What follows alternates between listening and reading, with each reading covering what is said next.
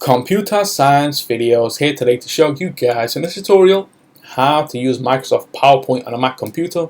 Tutorial 24, changing the view of the slides.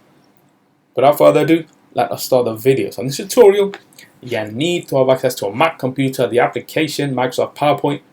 We can now start the tutorial. Let's now go all the way down to the dock.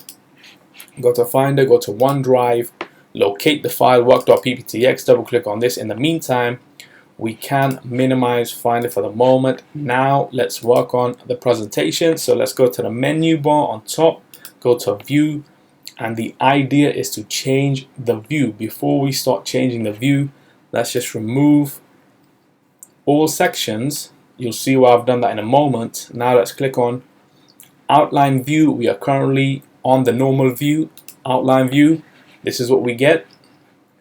Slide sorter. And here we have all the slides. We can increase the size of all these slides being viewed on screen. Notes page. Yep. Reading view. 1 to 5. Slide master. Let's go back one. Let's go back to normal view. Go back to view. Handout master. This will be printed out as handouts. Let's just close the master for the moment. Go back to view, notes master. Yeah. Go back to close master. Go back to view, and let's just keep it on the normal view. So we can now quit PowerPoint. And so that's it for this video. I'll see you guys in my next tutorial. Thanks for now.